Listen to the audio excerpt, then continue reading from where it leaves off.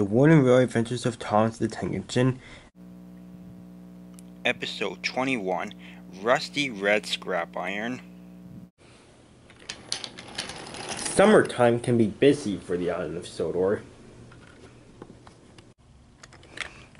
The engines must do their best to keep up with demand. James was helping Miss Jenny Packard's construction crew build a new station. The name was yet to be revealed, but Sir Topham Hatt was going to reveal it very soon. James's job was to bring the breakdown train and workmen to the construction site to help out with the project, but he found it rather boring. He would much rather pull coaches or even goods trains. "Come on, James, show a wheel," said Nelson. "You can't sit in the shed all day. You could be helping us."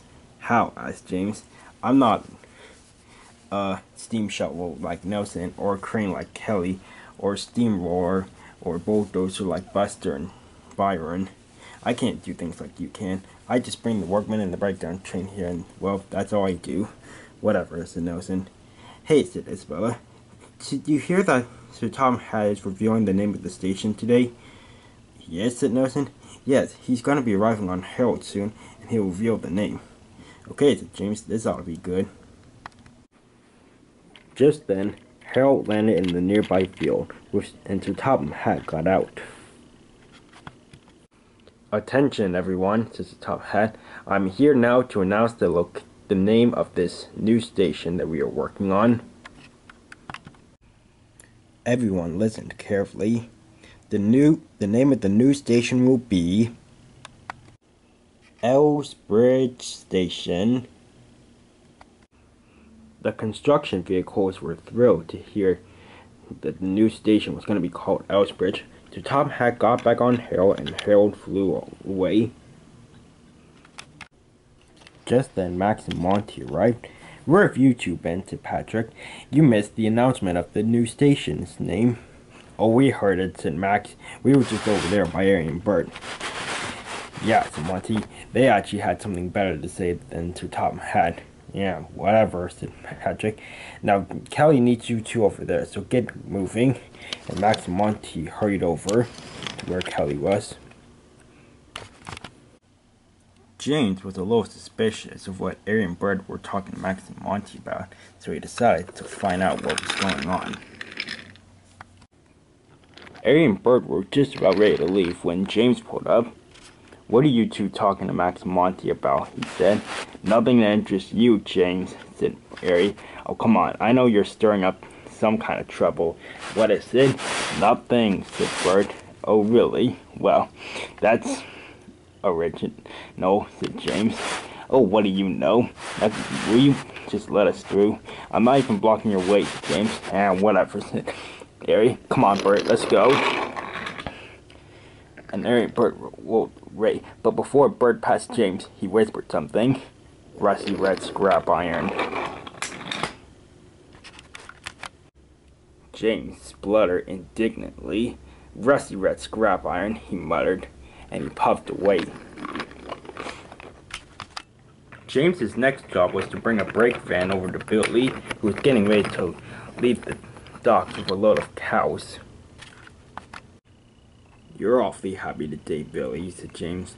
"Oh, I am," said Billy. "I'm taking these cows to Farmer McCoy's farm, and working on the farms is one of my favorite jobs." "Well, glad to see that someone's happy," said James. What's got you so blue?" asked Billy. "Well," said James, "I was talking to Harry and Bert earlier today, and before they left, Bert called me Rusty Red Scrap Iron. I just can't stop thinking about it, and it's really making me feel down." "Well," said Billy, "if you don't want them calling you Rusty Red Scrap Iron, why don't you just get a new color then? I'll bet they can't insult you if you have a different color." Billy, of course, was obviously being silly, but James thought that was a great idea. "That's a great idea," said James. "If I get a new color, I won't be insulted by them anymore." "Whoa, wait, James, I wasn't being serious," said Billy, but James was already racing away. "Oh, dear," said Billy. "I don't know what's going to happen now."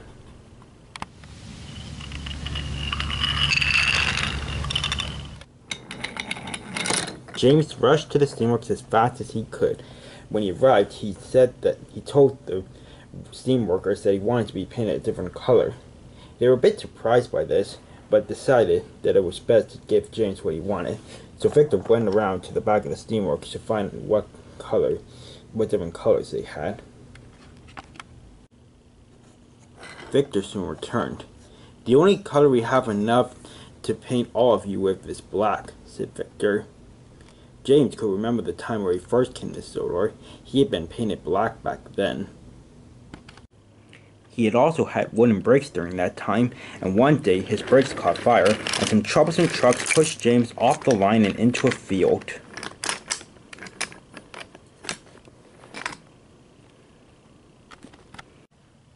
It was after that James went to the works and got new brakes and a coat of red paint. If it means the diesels won't call me Rusty Red Scrap Iron anymore, then, well, I'm okay with black. So James agreed, and the painter sent to work. Later that day, Ari and Bert arrived at the turntable by the sheds. They could see Billy, Toby, Barry, and Mike gathered by the turntable. "What are you all doing here?" asked Ari. "Shouldn't you be making yourselves useful?"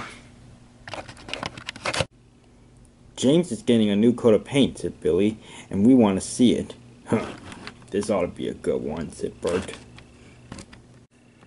Just then, James came around the corner, and he was black from buffer to buffer. "James," asked Toby, "why are you black?"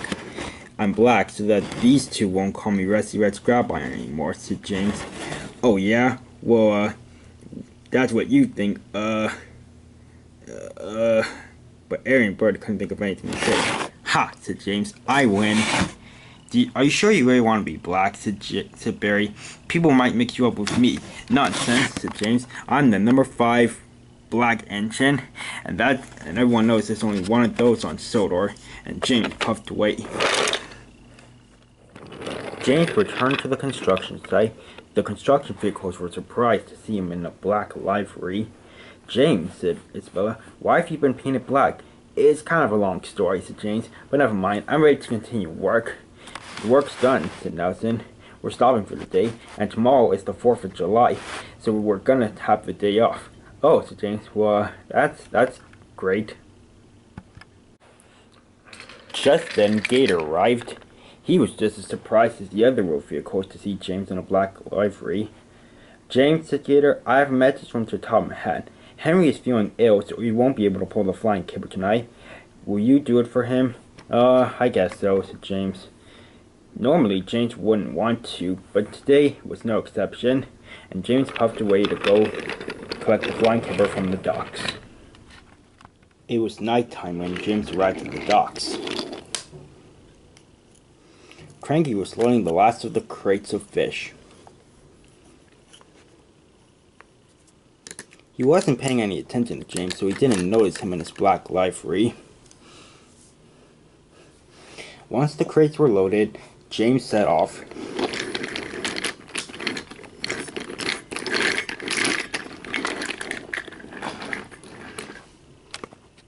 James's last stop that night was Wellsworth.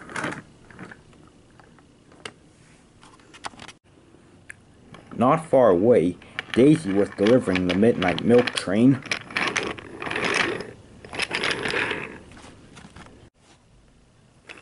She was heading for the junction by the turntable near Wellsworth. At that moment, James began to leave. He was heading towards the same junction as Daisy, but his black paint made him blend in with the darkness of the night. Daisy couldn't see James and crashed into him on the junction. The freight cars kept going and piled up all over the tracks, and Daisy's milk tankers were broken.